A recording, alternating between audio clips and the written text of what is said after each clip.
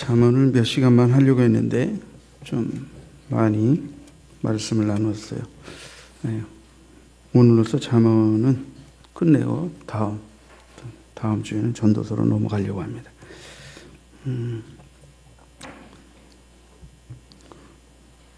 이제 잠언은 여러 가지 그죠? 교훈을 담고 있는데 오늘 잠언은 이제 두 번째 모음집의 이 끝부분, 마무리 부분이라 이렇게 볼 수가 있어요. 그래서 전체의 결론이 담겨져 있는 것은 아니라 하더라도 이제 또 마무리적인 성격이 있고요. 또 잠언이 전체에서 뭘 말하려고 하는지 그런 것들을 조금 언급해 드리면서 오늘은 특별히 이제 22장 있는 말씀, 1절로 16절 말씀을 중심으로 해서 바른 선택의 지혜라는 말씀을 좀 드리려고 합니다. 자, 여러분, 이 지혜자가 이 잠언의 지혜를 통해서 가르치고자 하는 세 가지 목적을 이해할 필요가 있습니다. 자막이 떴죠? 자, 머리에 딱 집어넣으세요. 첫째는 여호와를 경외하는 지식을 가르치려고 하는 거예요. 여호와를 경외하는 지식. 그래서 잠언 1장 7절에 잠언 전체의 주제를 우리가 나누는데 여호와를 경외하는 것이 지식의 근본이거늘 그랬다. 그러니까 모든 지식 중에 지식, 지혜 중에 지혜가 바로 여호와를 경외하는 거다. 그러니까 최고의 가치. 절대로 인간이 놓쳐서는 안 될 아주 중요한 가치라. 두 번째는 여호와 경외에 대한 이 실천적 지식. 경외하는 지식을 삶 속에서 경외하는 자답게 어떻게 실천할 것인가 하는 이 실천적 지식을 배우라는 거예요. 잠언 21장 3절에 보면 공의와 정의를 행하는 것은 제사 드리는 것보다 여호와께서 기쁘게 여기시느니라. 그러니까 공의와 정의를 하나님을 경외하는 자다운 삶을 어떻게 실천할 것이냐 이것을 잠언이 말하고 있다. 세 번째는 인생의 가치를 극대화하는 거예요. 그러니까 어떻게 하면 하나님의 백성으로서 우리가 이 땅에서도 행복하고 성공적이고 승리로운 인생을 살 것이냐 하는 좀 더 실제적인 부분. 그래서 인생의 가치를 극대화하고 생명의 본질을 통해서 가장 영광스러운 길을 선택하여 사는 것을 가르치는 게 잠언이에요. 그래서 잠언 21장 21절에 보면 공의와 인자를 따라 구하는 자는 생명과 공의와 영광을 얻느니라 말씀이 있습니다. 자, 어쨌든 보세요. 잠언은 지혜자가 우리에게 가르치는 잠언은 하나님을 경외하는 지식. 하나님을 경외하는 자가 어떻게 이 땅에서 경외하는 자답게 살 것이냐 하는 실천적인 부분. 세 번째는 우리가 얼마나 이 땅에서 행복하고 성공적이고 가치로운 그런 삶을 살 수 있는가 하는 이런 지혜가 잠언에서 담겨져 있다. 그러니까 이 잠언은 하나님을 향한 경외의 궁극적 지혜, 그리고 실천적 지혜, 그리고 그것을 통해서 우리에게 영적으로, 현실적으로 누려지는 여러 가지 행복과 성공과 상으로서의 삶, 이런 것들을 잠언이 말하고 있다 하는 것입니다. 자, 1절 보시죠. 1절. 많은 재물보다 명예를 택할 것이요 은이나 금보다 은총을 더 택할 것이니라. 자, 많은 재물보다 명예를 택하고 은이나 금보다 은총을 택하라. 자, 이 병행꾼인데요. 재물이나 은금 똑같은 말이죠. 명예를 택하고 은총을 택하라.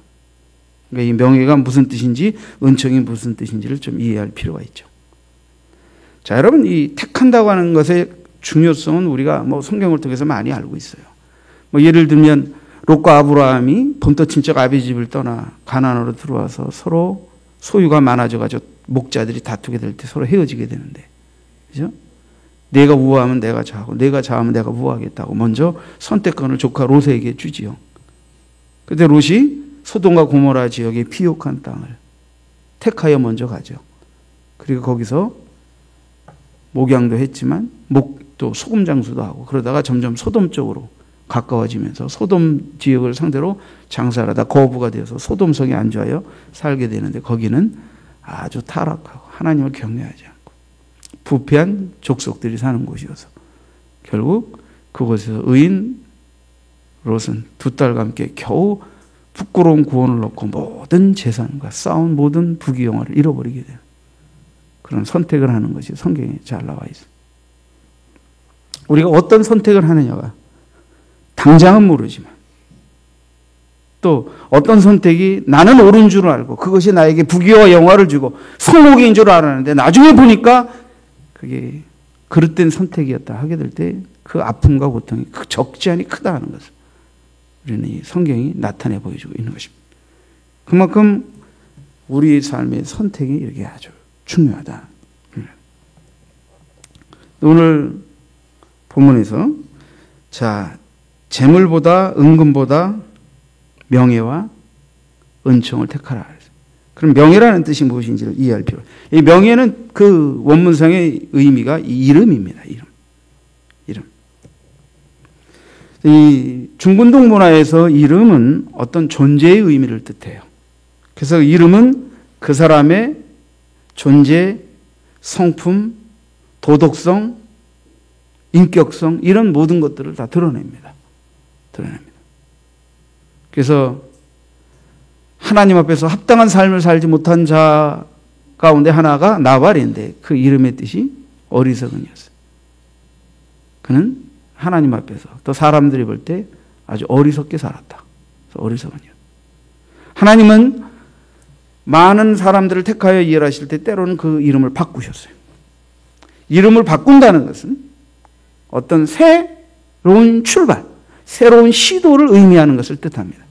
하나님이 그들의 인생에 개입하셔서 새로운 하나님의 뜻대로의 새로운 삶을 출발하도록 하실 때 이름을 바꾸셨어요. 그래서 사레를 사라라, 아브라함을 아브라함이라, 야곱을 이스라엘이라 이름 바꾸셨어요.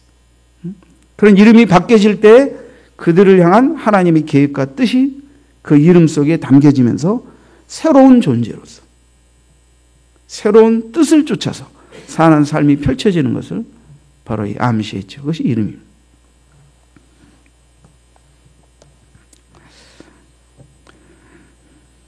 여러분, 그러니까 재물보다 명예를 택하라 라는 말은 물질보다 이름을 택하라. 그 이름 속에는 그가 하나님 앞에서 어떤 존재, 사람들에게 어떤 사람으로 보여지느냐 하는 것을 귀히 여겨서 가꾸는 삶을 재물을 모아서 부자가 되는 삶보다 훨씬 더 가치 있고 중요한 것으로 알고 그것을 선택하라는 거예요.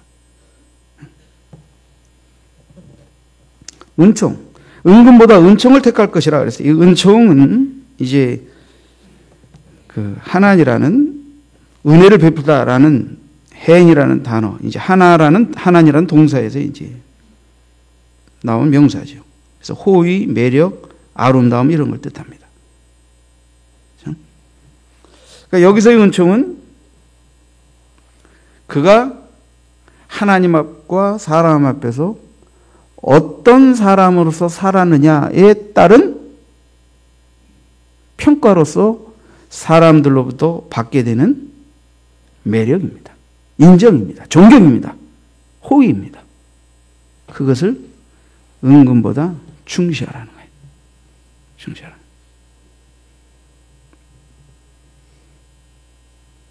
그러니까 우리는 다 부자가 되려고 합니다. 근데 성경은 부자가 되려고 하지 말고 하나님 앞에서 내가 어떤 사람이 되고 어떤 사람으로 살 것인가를 더 생각하라는 거예요. 굳이 말하면 단순히 돈이 많은 부자, 돈을 많이 번 성공자라는 의미가 아니라 하나님과 사람 앞에서 매력이 있고 아름답고 칭찬받고 존경받을 수 있는 좋은 부자가 되라. 그러니까 소유 양식을 쫓아서 사는 삶보다 하나님 앞에서 인격적이고 영적인 존재 양식의 삶의 가치를 더 우선시하라는 것을 지금 자만 기자가 말하고 있는 것입니다. 여러분, 이 누가 사람들에게 아름답고 매력적인 사람으로 보여질 수 있겠습니까? 자기 유익만을 쫓아서 사는 사람, 자기 유익만을 위해서 성공한 사람들은 매력이 있다고 보지는 않습니다. 적어도 그 인격과 나눔과 베품과 도덕성에서 사람들에게 선을 행하고 호의를 베풀고, 그래서 말 그대로 사람들이 그들의 인격과 그의 인격과 덕행을 인해서 존경과, 그죠? 칭찬을 아끼지 않는 사람이 되는 거예요. 그게 은총을 가꾸는 삶, 은총을 택한 삶이다, 이렇게 볼 수가 있습니다. 여기 보면 이제 은총을 더욱 택할 것이다, 이런 표현이 있어요. 더욱 택할 것이다. 그래서 이제 이 더욱 택할지라는 말은 사실은 원문상의 의미는 택한다라는 직접적인 뜻은 없어요. 그보다는 하나님이 보실 때 그게 좋은 것이다. 좋은 것이다 말 그대로. 정말 좋은 길이다, 그것이. 더 좋은 길이다. 그렇게 그러한 것들을 더 가치롭게 귀하게 여기면서 선택하여 나가는 삶이 하나님이 보실 때 정말 좋은 삶이다.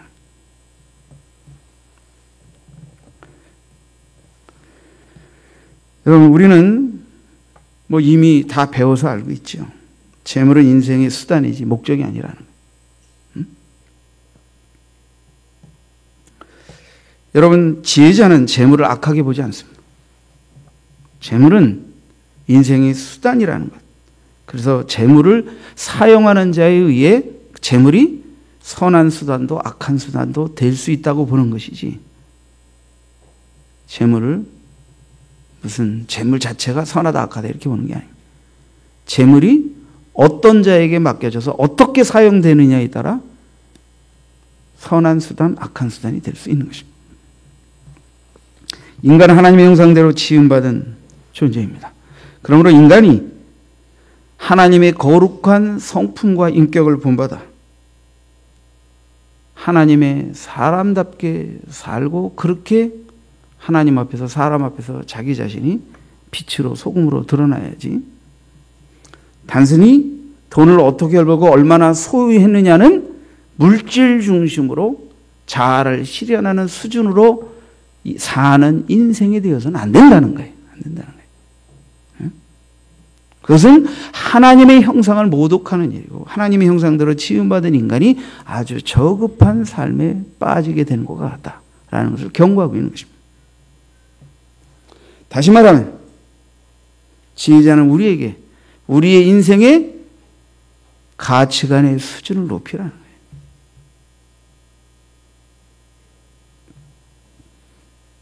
저도 고등학교 때, 그때는 믿음이 짧았지만, 우리 국어 선생님이 맨날 그 뭐 수업 시간이면 한 2, 30분은 뭐 수업 시간에 한 반은 맨날 뭐 야구 패해서 열받은 얘기, 뭐 이렇게 못하는 얘기, 그 다음에 새끼들 공부도 안 하고 뭐 이 새끼들은 그냥 공부 잘해야지, 공부 잘하면 뭐 남주냐 항상 그래야 잘 먹고 잘 살지 해가면서 뭐 이제 그런 거 뭐 이렇게, 틀린 말은 아닌데 소위 세속적인 이제 개똥 철학을 한 30분 해놓고 수업 조금 하고 끝나고, 그걸 한두 번 다 그냥 매 시간 그렇게 하는 거예요.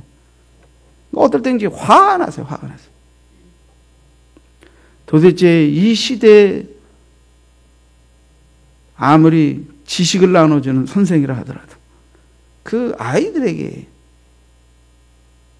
공부의 목적, 지식의 목적의 가치관이 저렇게 현실적이고 저급한 수준에서 가르치는 선생밖에 될 수 없나? 아닌가? 화가 나더라, 어떨 때.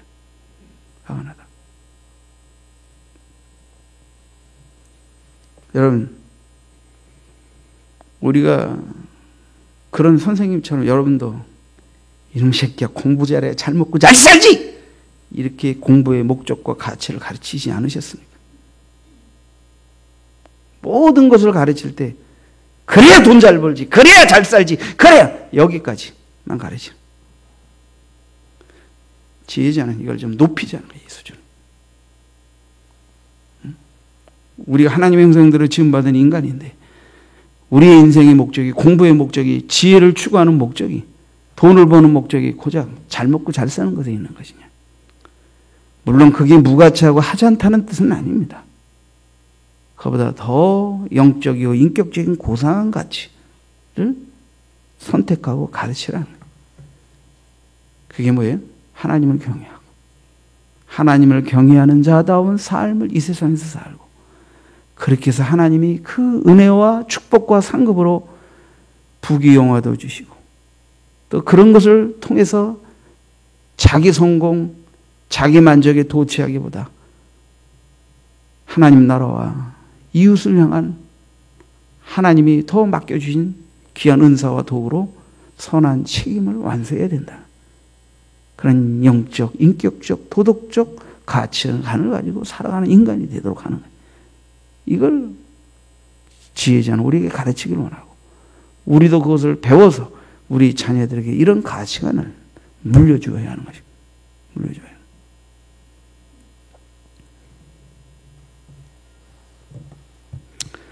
여러분, 성경은 재물과 영광과 생명이 하나님의 백성에게 주는 상급이라고 언급하고 있어요. 5절을 보시죠. 5절.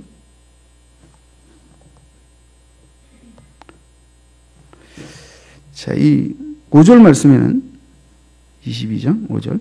패역한 자의 길에는 가시와 울무가 있고 영혼을 지키는 자를 이를 멀리한다 하는데, 자, 하나님은 패역한 자, 그릇된 선택을 통해서 망령된 길로 가는 자에게는 인생에 많은, 그죠? 가시와 울무를 겪게 해서 고통과 고난을 겪게 하신다는 거예요. 근데 하나님을, 4절을 보세요. 겸손과 여호와를 경외함의 보상은 재물과 영광과 생명이라. 반면에 하나님을 경외하고 겸손하게 하나님의 지혜의 가르침을 따라 하나님 앞에서 내가 어떤 존재로서 살 것이냐, 그걸 생각하며 경외하고 경외하는 자답게 공의와 정의를 실천하고 주변을 돌아보며 나의 이익을 쫓아 사는 게 하나님의 나라와 더불어 사는 삶에 헌신하며 이렇게 살 때 하나님은 어떻게 그에게 재물과 영광과 생명을 보상으로 주신다. 자, 많은 사람들이 받아들이기 쉽지 않겠지만 성경은 생명과 재물과 영광이 하나님의 보상으로 주어지는 것이지 단순히 나의 욕심과 노력으로만 얻어지는 것이 아니다 라는 것을 분명히 선언합니다.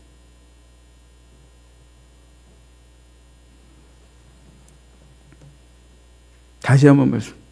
성경은 부귀와 영광과 생명이 내 노력과 탐심과 열심으로 얻어지는 것이 아니라 하나님을 경외하고 겸손하게 지혜로운 삶을 실천할 때 그 상으로서 하나님이 허락하시는 것이라고 성경은 말하고 있습니다. 여러분, 욕심을 내고 탐욕을 부리고 수단과 방법을 가리지 않고 내가 원하는 대로 잘 사는 길을 선택해서 사시겠습니까? 아니면 때로는 정직하게, 때로는 올바르게 살려고 하다 보니까 덜 벌게 되고 못 벌게 되고 더 잘 살 수 있는 것을 포기해야 되는 그런 삶에 도전하면서도 또 나도 어렵지만 나보다 더 어려운 이웃을 생각할 줄 아는 삶을 살면서 그렇게 하나님을 경외하는 자다운 겸손과 공의와 정직을 실천할 때 하나님이 그런 영적 생명의 가치, 그리고 하나님이 우리에게 영광을 허락하시고 또 그렇게 노력하며 성실한 삶을 살았더니 하나님이 이렇게 귀한 부귀와 영화도 상급으로 내려주셨다 하는 것을 고백하는 삶을 사시겠습니다.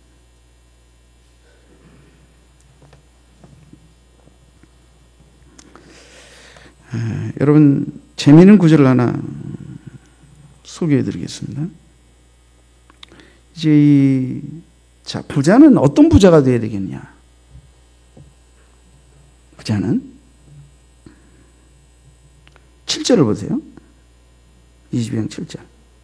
부자는 가난한 자를 주관하고 빚진 자는 채주의 종이 되느니라. 자, 가난한 자는 부자의 종이 됩니다. 빚진 자는 빚을 준 채주에게 종이 돼요. 성경은 부자가 자신이 많이 갖고 있는 돈으로 사람을 종으로 부리고 그 사람을 주관하려고 하지 말라고 경고합니다. 내가 지금 부자가 되었다, 가난하다라고 하는 것은 하나님이 우리 삶 속에서 좀 더 있게도 하시고 없게도 하신 것이지만 그것 자체로 더 의롭고 악한 것은 아니고 성경은 부자나 가난한 자랑 함께 더불어 하나님의 나라를 위하여 사는 자가 되어야 될 것을 가르치셨어요. 그렇기 때문에 어떻게 돼요? 부자가 지나친 어떤 악의를 가지고 가난한 자를 주관하고 좌지우지하는 만용을 부리지 말 것을 경고하고 있는 것입니다. 항상 부자는 가난하다고 무가치한 것이 아니라 성경은 가난한 자보다 게으른 자를 야단치십니다. 우리는 삶을 살다 보면 부할 수도 있고 가난할 수도 있고 또 가난한 의인도 얼마나 많습니까? 부한 악한 자도 얼마나 많습니까? 또 의로운 부자도 얼마나 많습니까? 악한 가난한 자도 얼마나 많습니까? 그러니까 부하면 가난하면 좀 더 능력 있게 혹은 좀 덜 능력 있게 하나님께 쓰일 수 있는 하나의 은사고 능력의 범주이지 그것이 사람을 차별하고 내가 돈이 있고 능력이 있다고 사람을 부리고 억압하고 주관하려는 삶에까지 이르는 이런 부자의 만용을 하나님 경계하라고 말씀하신 거죠. 8절을 보세요. 조금 더 재미있는 표현이 8절에 나옵니다. 악을 뿌리는 자는 재앙을 거두리니 그 분노의 기세가 쇠하리라. 악을 뿌린다. 이 부자가 악을 뿌린다. 그러면 어떻게 된다? 재앙을 받게 된다. 자, 하나님은 정말 특별한 경우 아니면 직접 재앙을 내리시기보다 환경 속에서 그가 한 짓에 의한 법칙에 의해서 재앙을 받게도 축복을 받게도 하십니다. 말 그대로 인생을 심은 대로 거두게 하시는 거예요. 그러니까 재앙을 받을 수밖에 없는 것을 심은 자가 재앙을 거두는 거고 축복을 받을 수밖에 없는 자가 심은 대로 축복을 거두는 것이지 하나님이 매사의 모든 것을 초자연적으로 막 두들기시는 것은 아니라. 자, 그렇다면 이 재앙이라는 뜻이 뭐냐? 아주 정말 재미있어요. 재앙이란 자신이 막 휘두르는 막대기에 쥐가 맞는다는 뜻입니다. 그러니까 내가 부자니까, 권력자니까, 힘이 있으니까 그것을 가지고 나보다 가난하고 약한 자들에게 비인격적으로 억압하며 간섭하며 주관하며 막 험악하게 막대기를 휘두를 때 언젠가 그 막대기에 쥐가 맞아서 큰 낭패를 당하게 될 수 있다 하는 것을 경고하고 있는 거예요. 부자가 재물을 앞세워 가난한 자를 주관하려고 하면 언젠가 반대로 그 가난한 자 내가 함부로 주관하며 그를 억압했던 자가 나를 주관하게 되는 일을 당케 될 수 있다 하는 경고인 것입니다. 그러니까 어떻게 하라는 거예요? 존중하고 사랑하라는 거예요. 존중하고 사랑하고 섬기라는 거예요. 주관하려고 하지 말라는 거예요. 좌지우지하지 말라고. 응? 억압하지 말라는 거예요.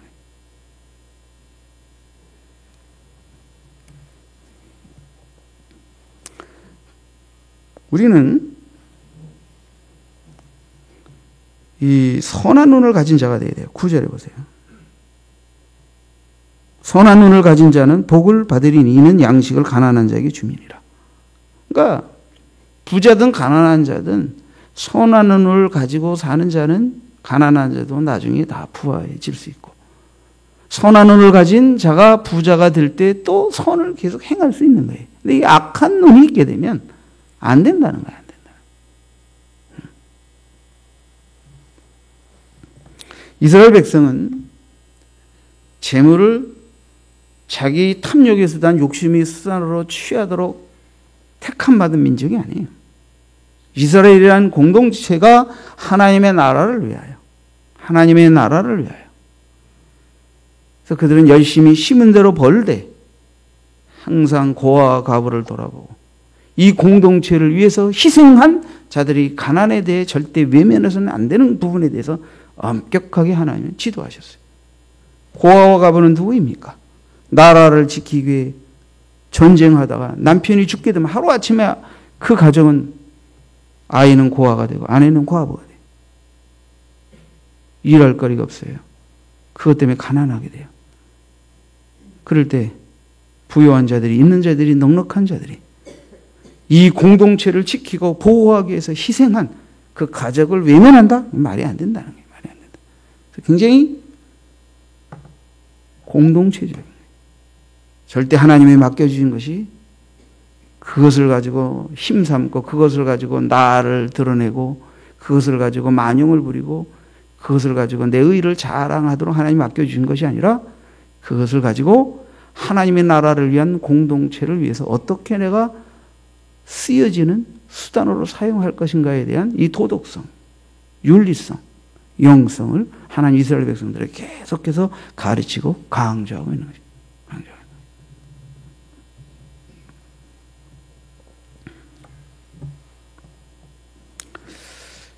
여러분, 하나님은 부자를 무조건 정죄하시진 않습니다. 그리고 성경은 부자가 되려고 하지 말라고 말해요. 하나님을 경외하고 하나님의 뜻대로 살고 하나님의 사람답게 살다 보면, 그렇게 성실하게 주어진 삶 속에서 자족하고 살면 하나님이 마침내 복에도 이르게 하시고 부자가 되는 영광도 주시고, 그럴 때 그런 사람은 하나님 왜 나에게 이 영광을 주시고 이 생명을 주시고 이 부유함을 주셨는지를 잘 알기 때문에 하나님을 기쁘시게 하고 이웃에게도 매력 있고 칭찬받고 존경받을 수 있는 부자로서의 삶을 당연히 산다. 그러니까 절대 부자는 돈을 내가 많이 버는 것이 인생의 목적이 되어가지고 돈 많이 벌었다 그래서 부자가 됐다, 이것을 성경이 말하고 있는 게 아니고, 그것은 하나님의 뜻대로 산 자의 한 하나님의 상급으로서의 부유함을 성경은 말하고 있는 거예요. 그러니까 인생의 목적이 돈을 쫓는 것이 아니라 하나님을 경외하고 하나님 사람답게 사는 고난과 인내의 여정 속에서 하나님이 때로는 상으로 부귀영화도 주실 때 그것에 도취되지 않고 그것을 가지고 가난하고 한 자를 억압하지 않고 그 선한 눈으로 하나님의 영광을 위해서 그것을 선용한다. 그런 것입니다. 여러분, 인생에는 다양한 삶이 있어요. 그런 다양한 삶을 탁월하게 살려면 우리는 선택의 몇 가지 기준을 가져야 돼요. 결론 부분 쪽으로 조금 내려주세요. 자, 여러분들에게 네 가지 선택에 우리가 하나님의 백성으로서, 영적인 하나님의 사람들로서 고려해야 할 네 가지 선택의 지혜를 말씀드리길 원해요. 첫째, 보다 더 영적인 선택을 하라. 그래서 하나님을 경외하고 진리를 따르고 순종하는 선택에 훨씬 더 무게를 두고 인생을 살라. 두 번째는 보다 더 미래적으로 순간의 탐욕을 쫓지 말고 좀 더 먼 미래를 바라보면서 선택을 하라. 세 번째는 나만의 유익보다 나의 주변과 나라와 인류를 하나님의 뜻 안에서 유익하게 할 수 있는 선택을 하라. 그럼 남에게는 해가 되는데 나에게는 유익이 되는 짓을 안 하겠죠.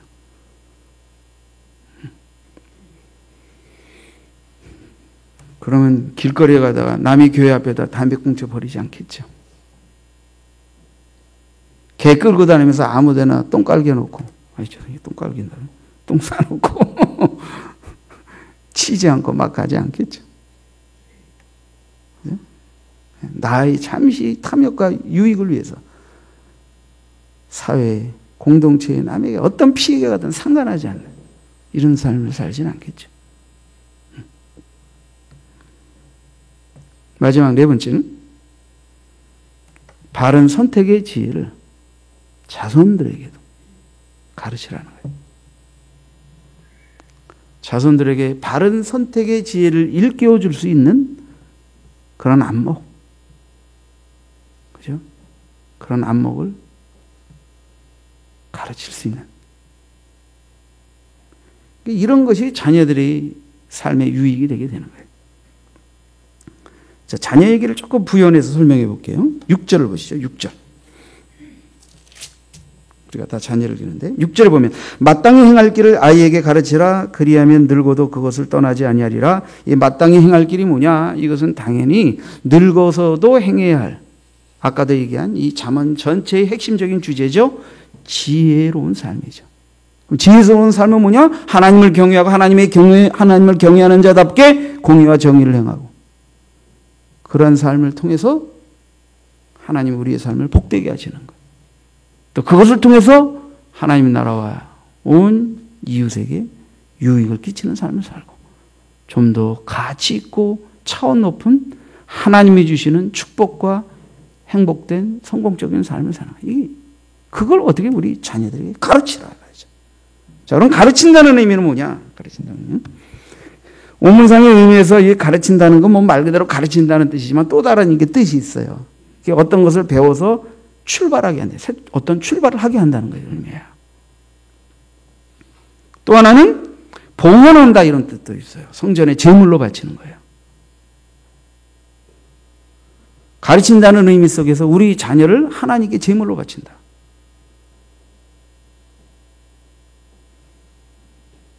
자, 아이가 잉태되고 나와서 기를 때 내 아이다 라고 생각하고 기르는 사람하고, 하나님이 내게 맡겨주신 생명이다라고 생각하고 아버지로서 어머니로서의 책임을 다한다라고 생각하면서 아이를 기르는 거하고 관점이 다릅니다. 그죠?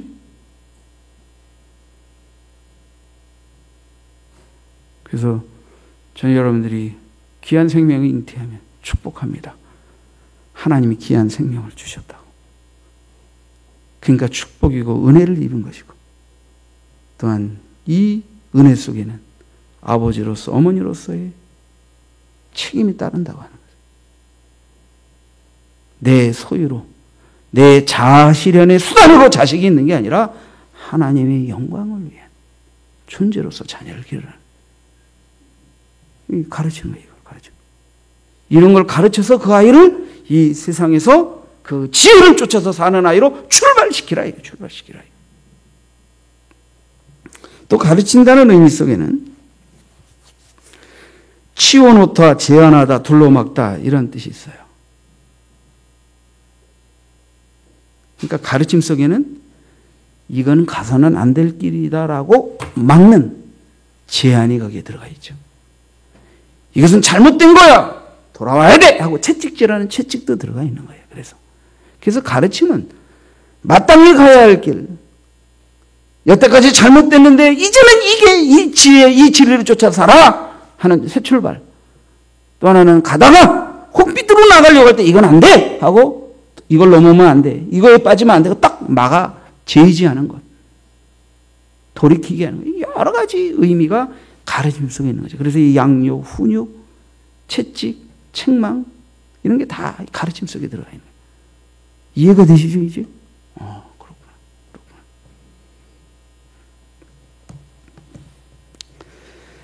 자, 그럼 이제 우리 본문으로 돌아갑시다.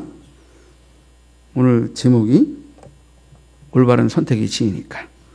오늘 이 본문의 말씀 16절까지 해서 우리는 무엇을 선택해야 되는지, 그리고 무엇을 거절해야 되는지 쭉 본문을 읽으면서 보시죠. 자, 22장 1절부터 많은 재물보다 명예, 그 이름 하나님 앞에서의 존재성을, 금보다 은보다 은총을, 하나님 앞에서 이웃에게 선을 베풀며 존경받고 매력적인 존재가 되는 그 길을 선택하라. 가난한 자와 부한 자와 함께 살고 이 모든을 지으시는 여호와시다. 슬기로운 자, 슬기를 선택하고 숨어 피하여도 어리석음은 피해야 되고 4절에 겸손과 여호와를 경외함을 선택하라. 그죠?